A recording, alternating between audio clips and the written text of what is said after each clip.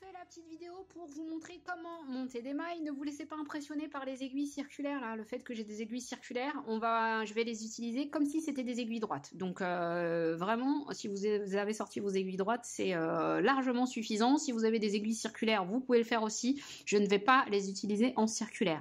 Donc aujourd'hui, je vais vous montrer comment monter des mailles et comment faire du point mousse. Et on va faire un bandeau pour celles et ceux qui arriveront à faire la bande jusqu'au bout. Et ben on va l'utiliser cette bande et on en fera un bandeau. Comme ça, vous n'aurez pas fait tout ça pour rien. Donc moi, j'ai pris volontairement un très gros fil pour que ça se voit bien la vidéo. Mais vous prenez le fil que vous souhaitez, les aiguilles de la taille adaptée. Il vous faudra une aiguille pour coudre et rentrer les fils, le mètre de couture et le ciseau pour couper les fils. Je vous montre ça de suite. Alors, pour monter des mailles, en fait, on va prendre le bout de fil qui n'est pas raccordé à la pelote et il va falloir prendre suffisamment de fil. Comment on fait pour avoir suffisamment de fil? Moi, j'ai décidé, pour pouvoir vous montrer les gestes de façon répétitive, de monter 14 mailles. Sur votre bandeau, pour celles et ceux qui se lancent dans la fabrication du bandeau, c'est peut-être selon la personne à qui c'est destiné, le fil que vous aurez décidé d'utiliser, pardon. Ça sera peut-être 8 mailles, 10 mailles, 12 mailles, j'en sais rien. Mais voilà, moi je vais monter 14 mailles. Comment faire pour prendre assez de fil? Parce que bon, là, on est sur 14 mailles, donc c'est pas trop un problème, c'est assez facile. Moi, normalement, au point de repère, j'ai mon bras, mais je vais pas pouvoir vous prêter mon bras. On est bien d'accord? Vous prendrez les repères que vous souhaitez au fur et à mesure que vous allez prendre de l'assurance dans le tricot, mais là, je vous montre une petite méthode qui peut vous aider. Vous allez prendre votre fil, donc la partie qui n'est raccordée à rien. Vous allez prendre vos deux aiguilles, comme ça, que vous allez réunir comme ça. Vous vous laissez un peu de lest ici. Hop, et vous allez tourner. Alors moi, j'ai besoin de 14 mailles. Je vais venir tourner 14 fois. 2, 3, 4, 5, 6, 7, 8, 9, 10, 11, 12, 13 et 14. Donc je tiens bien mon fil ici, je déroule, hop. Là, j'ai maintenant la longueur nécessaire pour monter mes 14 mailles. Alors si vous montez 200 mailles, bien évidemment, vous n'allez pas tourner comme ça autour de 100 fois. Vous faites 10 et après, bah, vous multipliez comment ça s'appelle, en passant votre fil comme ça, autant de fois, autant de multiples de 10. Mais je vous dis, ça c'est une méthode vraiment au démarrage. Il y a des gens qui le gardent tout le temps, hein, mais moi j'ai pris d'autres points de repère et la longueur de mon bras en fait partie. Donc vous aurez d'autres points de repère, ça vous évite d'avoir à redéfaire si vous n'avez pas assez de fil. Donc le bout de fil là, qui n'est raccordé à rien, c'est celui qu'on va tricoter pour monter les mailles. Et après, on prendra l'autre morceau de fil, celui qui est raccordé à la pelote, pour monter les rangs. Donc là, je prends une aiguille, une seule. C'est pour ça que je vous dis, ne vous laissez pas avoir par le câble. Une aiguille droite si vous avez des aiguilles droites. Je vais faire un nœud coulant. Je vais venir faire un nœud coulant, donc le nœud coulant classique, hein. Rien de bien sorcier. Le nœud coulant ici. Je passe mon aiguille dedans, je serre, et ça sera ma première maille. Des méthodes pour monter des mailles, il y en a plein. Celle-ci, c'en est une parmi tant d'autres. C'est celle que je vous montre, celle qui, à mon sens, n'est pas très compliquée, mais il y en a plein. Donc, ma première maille est là. Maintenant, je vais venir utiliser mon pouce comme une aiguille. Donc, en fait, je tourne ici le fil autour de mon pouce. Ici, le fil, il est juste tenu dans ma main. Sans trop serrer, vous voyez, ça permet au fil d'avancer tranquillement. Je tiens juste brièvement. Je tourne le fil autour de mon pouce, je passe l'aiguille comme ça, et le morceau de fil qui n'est raccordé à rien là, je vais venir le passer entre l'aiguille et mon pouce. Donc là, je suis dans cette position, la boucle qui est sur mon pouce, je vais la passer au-dessus de l'aiguille, je lâche et je tire pas trop fort. J'entoure autour de mon pouce, je passe de cette manière-là. Mon fil, mon bout de fil raccordé à rien, je le prends et je le fais passer entre l'aiguille et mon pouce. La boucle du pouce, je la passe par-dessus l'aiguille. Je tire pour resserrer cette boucle. J'ai ainsi ma troisième maille. Autour de mon pouce, je passe mon aiguille comme ça. Il n'y a pas de bonne manière de tenir ces aiguilles.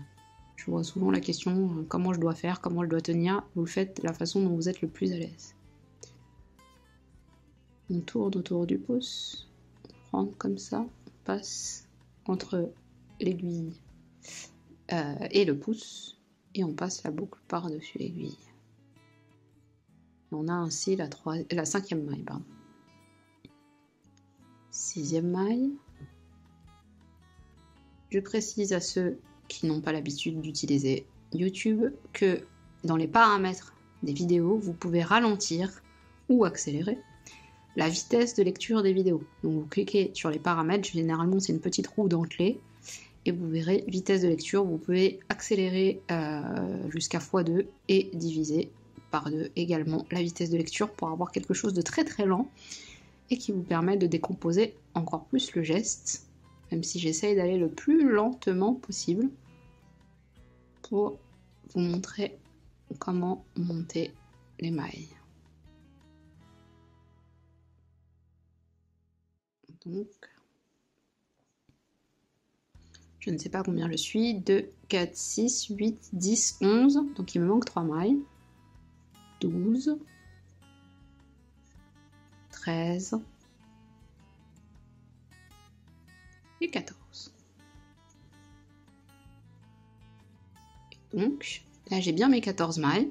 Ici, vous voyez, ça forme une bordure plutôt sympathique, une petite tresse. Vous avez monté vos premières mailles. Félicitations! Donc là, on va monter notre premier rang et on va faire du tout à l'endroit, et ce qui donnera du point mousse. Tout à l'endroit en aiguille droite, ça donne du point mousse. Donc cette aiguille, moi je suis droitière, je vous le rappelle, je la passe dans ma main gauche. Je prends ma seconde aiguille.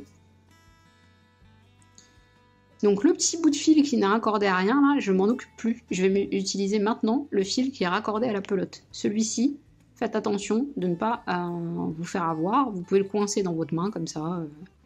Mais en tout cas, vous ne l'utilisez plus. Il reviendra au moment de la couture. Éventuellement, c'est pas le cas dans tous les ouvrages, mais là, il nous servira pour la couture. Vous allez entendre parler de maille lisière tricotée ou pas. Moi, je fais partie de l'école qui ne tricote pas la maille lisière. Chacun fait un peu comme il veut, mais le fait de ne pas tricoter la maille lisière, ça donne une bordure hyper nette et ça facilite aussi la couture si vous avez besoin après de rassembler les pièces dans un gilet, dans un pull, etc. Donc moi, pour ne pas tricoter la maille lisière, en fait, je vais passer mon fil à l'avant, je vais piquer la maille comme ça à l'envers, de haut en bas en fait. Je la sors de l'aiguille, je la tricote pas du tout. Et mon fil que j'avais passé à l'avant, je vais venir le remettre à l'arrière. C'est important pour la maille endroit que le fil soit à l'arrière. Donc comme je vous ai dit, les 4 premiers rangs de ce bandeau, je vous les fais avec la méthode qui consiste à tenir le fil de la main droite. Et donc, tout à l'heure c'était mon pouce, ben maintenant c'est l'aiguille. Ici on rentre l'aiguille de la même façon que tout à l'heure, comme ça. De bas en haut. Et en croisant par derrière. Mon fil ici, comme j'ai fait tout à l'heure, je vais venir le passer entre l'aiguille de derrière et l'aiguille de devant, de cette façon-là. L'aiguille qui se trouve derrière et donc dans ma main droite, je vais venir la faire coulisser et la passer ici, dans la nouvelle maille qui est en train de se former. Et l'ancienne maille, qui est donc sur mon aiguille de gauche, je vais la lâcher. Et j'ai tricoté ainsi ma première maille. Je glisse comme ça, je fais passer entre les deux aiguilles. Donc l'aiguille de droite est à l'arrière, l'aiguille de gauche est sur l'avant. Je vais pousser mon aiguille de cette manière pour qu'elle passe ici. On voit la nouvelle maille se former et l'ancienne maille, je vais venir la lâcher, la laisser tomber. Je passe mon aiguille, pardon. Je passe mon fil entre les deux aiguilles. Je ressors brièvement, partiellement, mon aiguille de droite en venant la faire passer à l'avant. Ma nouvelle maille est là. Je fais tomber l'ancienne.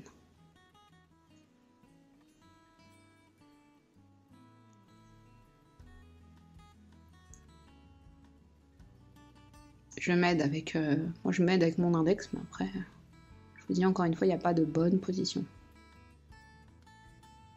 On passe comme ça, on tourne autour de l'aiguille de droite par l'arrière, on sort en partie l'aiguille ici, on a encore la maille du rang d'avant qui est sur l'aiguille de gauche, et là on vient la faire tomber. On est passé totalement sur l'aiguille de droite.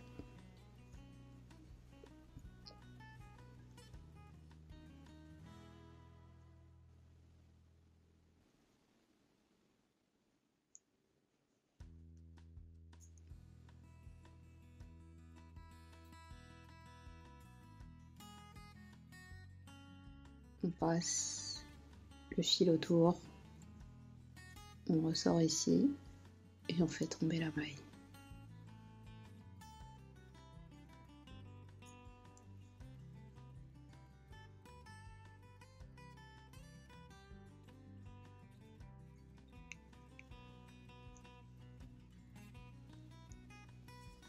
Le fil que j'ai là, c'est bien le fil relié à la pelote. L'autre qui m'a servi tout à l'heure à monter la maille, il est là, je m'en occupe plus.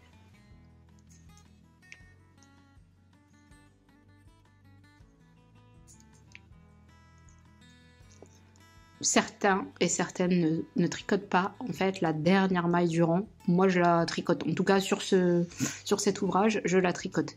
Il y a d'autres moments où je la tricote pas, mais là on va la tricoter. Donc hop, on la tricote. Et on a fini notre premier rang.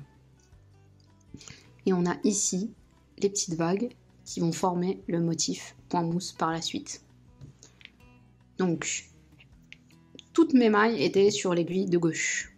On les a montées là, elles sont tricotées, elles sont passées progressivement sur l'aiguille de droite. Donc là, je change de main. Je change de main. J'ai mes mailles ici. Je vais venir faire tomber ma maille lisière, je la tricoterai pas. Et je vais reprendre à partir de ma deuxième maille. Donc toujours pareil.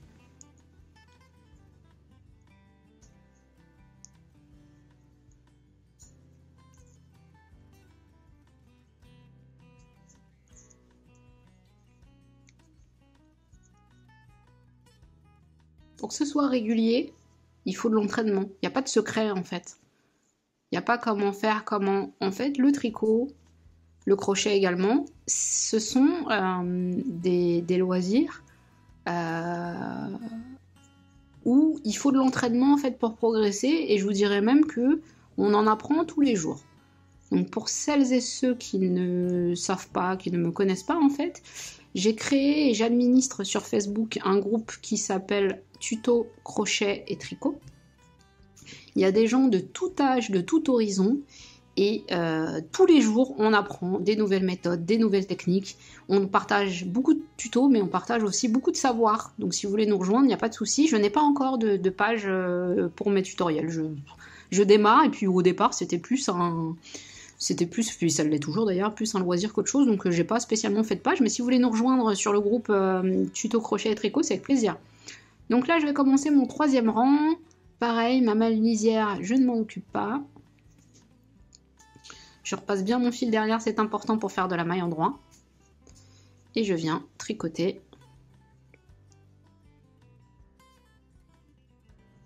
Ah oui, de l'autre main. J'ai tendance à prendre le fil sur la méthode que je vais vous montrer après en fait, parce que je tricote rarement de la main droite comme ça, enfin jamais d'ailleurs. Hop, on passe.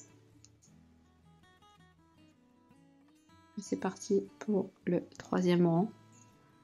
Je vous mettrai en dessous en commentaire le nom de cette méthode là. Je crois que c'est la méthode à la française, mais vraiment j'ai un gros doute. J'ai un doute. C'est la méthode qui m'a été enseignée quand j'étais enfant. c'est souvent la méthode qu'on montre aux débutants. Moi, je trouve que celle que je vais vous montrer à partir de 5e rang est plus simple et plus rapide. Mais ce n'est que mon avis, et des méthodes pour tricoter, il y en a énormément.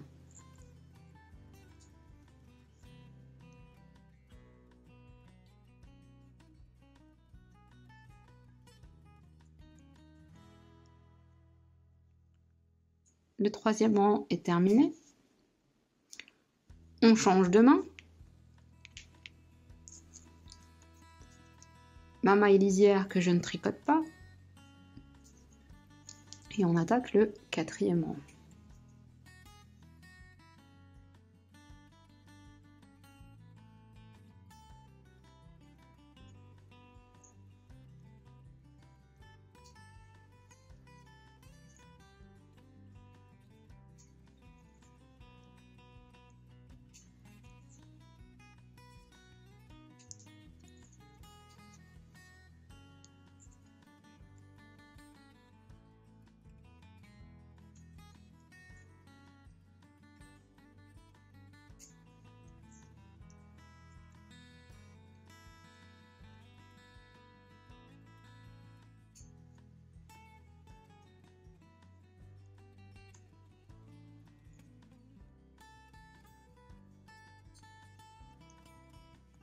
Le 4e rang est terminé, on commence à voir l'effet de la maille lisière, ça va faire une petite natte comme ça. Le fait de ne pas tricoter la maille lisière, en fait on a une bordure qui va être très très nette. On arrive au 5e rang et je vais vous montrer une autre méthode pour tricoter.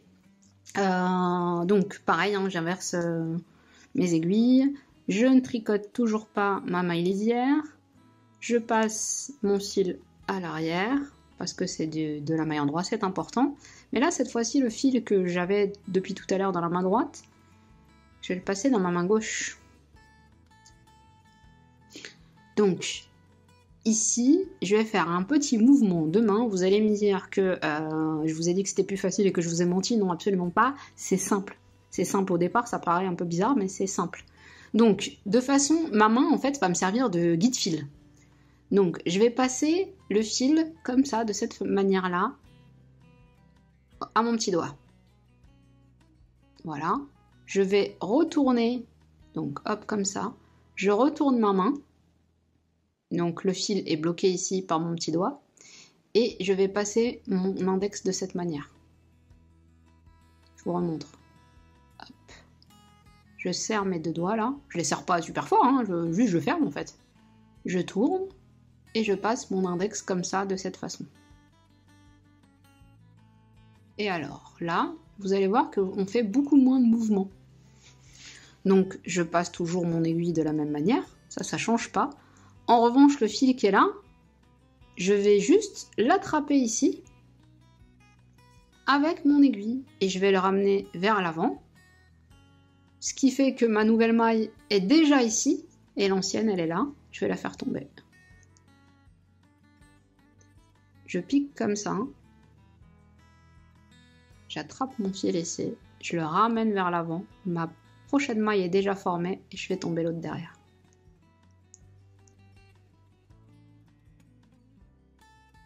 Je m'approche un peu de la caméra en essayant de ne pas taper dedans. Ici. Ici. Et comme ça. Je pique ici. Je récupère mon fil comme ça et je le ramène vers l'avant. Ma nouvelle maille est déjà là et je fais tomber l'autre derrière.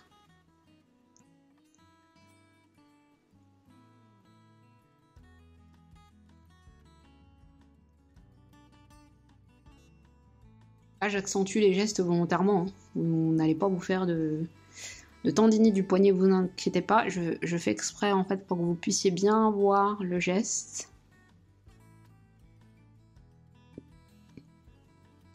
Moi, je trouve, comme il y a beaucoup moins de manipulation à faire, je trouve que c'est plus fluide, plus simple. Et le fait de tenir le fil dans ma main comme ça, ça me permet d'avoir toujours la même tension. Encore une fois, c'est pas une vérité, hein. C'est ma vérité à moi. Chacun trouvera sa méthode. Là. on a la petite natte qui se forme progressivement et qui donne une bordure hyper nette. On a le motif du point mousse qui est largement en train de se former. Nos mailles tricotées sont passées sur l'aiguille de droite. On change de main, toujours pareil. Et on va venir tricoter notre 6e rang. J'ai suivi cette fois-ci. Alors, la maille lisière, c'est toujours pareil, je ne la tricote pas, je passe par derrière. D'ailleurs ici, vous allez voir, vous voyez ici, c'est parce que en fait j'ai mal tiré mon fil, ça fait une grosse boucle. Bon, en l'occurrence, c'est pas très grave parce que là ça va passer dans la couture tout à l'heure, mais effectivement, j'ai mal tiré le fil, je devais trop parler encore. Donc, hop, je vous remonte comment je bloque le fil. Je passe mon petit doigt comme ça, je retourne ma main et je passe mon index par en dessous. Hop, hop. Voilà, je serre pas comme une folle, hein. Et c'est reparti pour le 6e rang. Pourquoi j'ai le doigt en l'air comme ça? C'est pas du tout une obligation, je vais vous dire pourquoi je tiens mon doigt en l'air comme ça. Je pourrais très bien tenir mes aiguilles comme ça et avoir mon doigt là. Et passer l'aiguille comme ça. C'est pas un souci. C'est pas un souci quand vous avez des aiguilles numéro 7 et que vous avez un tout petit truc à faire. Mais si vous avez des aiguilles numéro 2, par exemple, que vous faites 200 mailles et que à chaque maille vous venez taper dans votre doigt comme ça, là, vous allez vous souvenir du pourquoi je laisse le doigt en l'air et que je touche pas avec l'aiguille. Au bout d'un moment, c'est un petit peu chaud, irrité. Ça pique, c'est désagréable, ça brûle. C'est pas cool, quoi. Donc, c'est pour ça que j'ai le doigt en l'air. C'est pas du tout une obligation. Mais vous pouvez ne pas l'avoir. Je pense que rapidement, vous allez le lever parce que vraiment, c'est désagréable et ça chauffe. Hop. J'ai retourné mes aiguilles. Ma maille lisière. Et c'est reparti pour mon 7e rang. Et donc vous voyez, le geste est assez, à mon sens, hein, encore une fois, simple et beaucoup moins découpé. Vous avez moins de séquences que quand vous tricotez de l'autre côté. Vous ferez comme vous le souhaitez de votre mieux. Ce qu'on va faire, c'est que je vais vous laisser apprivoiser tout ça, monter vos rangs. Vous pouvez décider de vous arrêter à un carré, faire plein de carrés qui assemblés feront un plaid, ou vous pouvez continuer le cheminement de la vidéo. On va faire une bande qui pour ma part fera 55 cm, parce que ça va être un bandeau pour moi. Je vous ai dit quoi? 55 cm? Pas du tout. 53 cm, pardon. 53 cm, ce qui est 7 cm de moins que mon tour de tête. Je vous conseille de faire entre moins 6 et moins 10 cm que le tour de tête pour lequel le bandeau sera destiné, parce que c'est du point élastique. C'est un point élastique, donc si moi mon tour de tête il est de 60, si je fais 60, et ben comme le point est élastique, en fait le bandeau va être beaucoup trop grand. Alors après, ça dépend aussi des cheveux. Moi j'ai énormément de cheveux, donc ça tomberait pas plus que ça, hein. Ça tiendrait. Mais par exemple, si vous faites un bandeau pour un bébé et que vous faites pile poil son tour de tête, et ben ça va passer des journées à lui descendre sur les yeux, pas très cool. Bon, il faut pas lui écraser le cerveau non plus, hein. Donc faites pas 30 cm de moins que son tour de tête, mais voilà, essayez de... Si vous l'avez sous la main, c'est encore mieux pour pouvoir tester, parce qu'il y a aussi, selon les fils, c'est plus ou moins élastique. Mais pensez à ça quand vous faites des bonnets, et quand vous ferez des bonnets, quand vous faites des bandeaux, enfin quelque chose qui va sur la tête, n'oubliez pas que les points sont souvent élastiques, et donc de ne pas faire pile poil le tour de tête de la personne à qui c'est destiné. Donc on continue à faire nos rangs. Moi je vais monter comme ça, je vous dis 53 cm. je vais vous montrer comment on mesure en fait, parce qu'il est important de savoir que comment ça s'appelle, les mailles qui se trouvent sur l'aiguille ne sont pas à prendre en compte dans le calcul. Donc là, ici je prends mon mètre, je vais mesurer sous l'aiguille. Je vais placer en fait mon mètre, le 0, sous l'aiguille. Les mailles qui ne sont pas encore tricotées ne comptent pas dans la hauteur. Donc là, on a déjà 4 cm. Je vais continuer comme ça et je vais faire mes centimètres manquants. Vous allez faire la même chose et on se retrouve, pour ceux et celles qui le souhaitent, on se retrouve à la fin pour pouvoir fermer ce bandeau. Je vous montre comment on fait la couture pour avoir le bandeau torsadé qu'on voit beaucoup. Je vous laisse continuer vos centimètres. Regardez, la maille lisière, ça donne quelque chose de très très net. Et si on avait à coudre, vous voyez, ça fait des espaces dans lesquels on peut passer l'aiguille en fait. Vous voyez, où on pourra coudre assez facilement en passant en fait dans les trous que ça a formé. Et donc du coup à intervalles réguliers, et c'est super pratique pour coudre. Et ça fait quelque chose de beaucoup plus net. Je vous laisse faire votre bande et on se retrouve pour fermer le bandeau pour ceux qui font le bandeau. Pour les autres, vous pouvez faire des carrés, des rectangles, ce que vous voulez pour vous créer un patchwork de tous les points que vous aurez appris au fur et à mesure. Et pour celles et ceux qui veulent faire le bandeau, ben on se retrouve après quand vous aurez fini votre bande. À tout à l'heure. J'ai terminé mes 53 cm de bande. Et voilà, donc ici les mailles qu'on a montées tout à l'heure. Le point mousse qu'on voit ici, la bordure hyper nette comme on ne tricote pas la première maille, les interstices ici qui permettraient éventuellement de faire de la couture, et là on va rabattre les mailles. Donc pour rabattre les mailles, cette fois-ci je vais tricoter la première maille. Pour rabattre, donc on tricote la première maille d'une manière ou d'une autre, la façon continentale ou l'autre, comme vous voulez. On va tricoter la seconde maille. Et la première maille, je vais la faire passer par-dessus la deuxième, de cette manière. Donc j'attrape comme ça, et je passe par-dessus délicatement pour pouvoir garder une maille sur l'aiguille. Je vous remontre. Donc je tricote normalement comme j'ai fait depuis le départ. Et cette maille là, je vais la passer par-dessus et l'enlever de l'aiguille.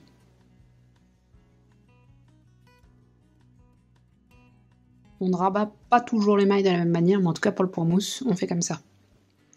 On tricote. On rabat. On passe par-dessus, pardon. Et ça rabat la maille. On tricote la maille. On prend l'avant-dernière qu'on passe par-dessus la dernière. De cette manière-là. On tricote la maille. Et on attrape comme ça. On essaye de tenir, hein, sinon tout part en même temps. Et prenez votre temps, c'est pas la peine de se dépêcher.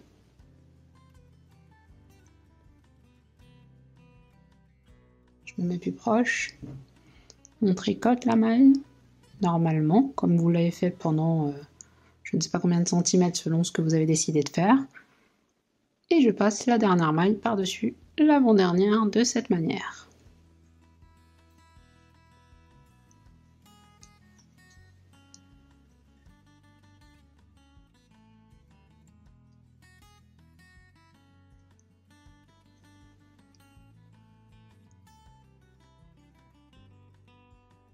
Je ne serre pas trop quand je fais ça. Sinon ça va rétracter la bande.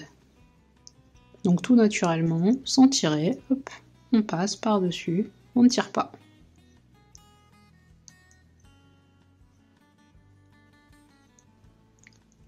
Et ma dernière maille,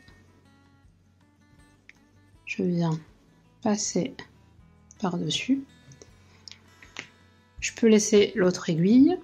Du coup, là je vais tirer. Je vais libérer un peu de fil pour me servir, pour m'en servir éventuellement pour la couture, pour la rentrée en tout cas, il me faut toujours une petite marge, faut pas couper à ras. Donc là, je peux couper le fil qui est normalement relié à la pelote et j'ai fermé ma bande. Et ça donne ça. Donc, là j'ai fini avec mon aiguille à tricoter, j'ai une bande, comme ça, et je vais vous montrer comment on va coudre, comment on va faire la couture, pour arriver à avoir la torsade qu'on a souvent sur les bandeaux, qu'on voit souvent en tout cas sur les bandeaux. Alors donc, hop, mon fil. Donc, hop. Je vais prendre ici, comme ça, je mets à la moitié, à peu près. Je plie une première fois. Je plie une seconde fois. Si on retourne comme ça, vous voyez que là... Voilà. Donc, j'ai bien mes 4 épaisseurs. 1, 2, 3, 4. Je récupère mon aiguille, et mon aiguille, je vais venir la passer successivement dans mes 4 épaisseurs. 1, 2, 3 et 4. Je repasse à côté, 1, deuxième épaisseur, troisième épaisseur, quatrième épaisseur, je tire. Première épaisseur, deuxième épaisseur, troisième épaisseur, quatrième, je tire. 1, 2, 3 et 4. 1, 2, 3 et 4. Et ici j'arrive au bout. 1, 2, 3. Oula, j'ai loupé la troisième. 3. 3, décidément. Et 4.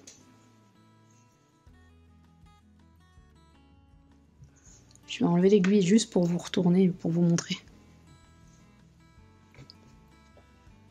Et là, ça nous donne le petit tourbillon là, la petite torsade qu'on aime bien. Je vais revenir sur l'envers. Ici, je vais nouer mes 2 fils, donc démarrage et fin de bande. Je fais un double nœud. Je vais venir un peu raccourcir ce fil. Et je vais rentrer les fils. Alors pour le coup là, dans un ouvrage comme ça, c'est hyper simple à rentrer les fils, hein. Il n'y a pas de... C'est pas très compliqué. La seule complication là, c'est que j'ai un fil très épais et une aiguille peut-être un peu fine pour ce fil. Non, ça va le faire. Donc rentrer les fils, c'est solidifier et les rendre invisibles. Donc je vais passer à travers les mailles comme ça.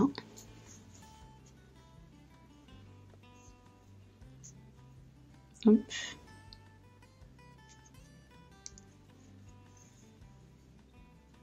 Et ici, je vais pouvoir venir couper à ras. Je vais faire la même chose pour mon second fil. Hop, je le rentre. Je le passe comme ça. À travers les mailles.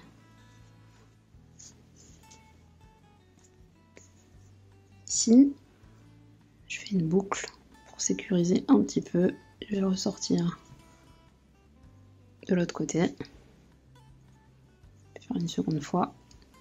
Et je le coupe. Voilà. Et là, je parle bizarrement parce que, par habitude, j'ai mis l'aiguille dans ma bouche. Je l'enlève. Ça va être mieux pour articuler. Le bandeau est terminé. Voilà. Si vous êtes arrivé jusque-là, eh bien félicitations. Si c'est pas encore le cas, ça ne va pas tarder, vous allez réussir à faire ça sans aucun problème d'ici quelques jours, quelques semaines. J'espère que ça vous a plu, n'hésitez pas à vous abonner à la chaîne pour suivre les nouvelles vidéos. Et toujours la même chose, n'hésitez pas à m'envoyer vos commentaires pour améliorer tout ça. Je vous dis à bientôt!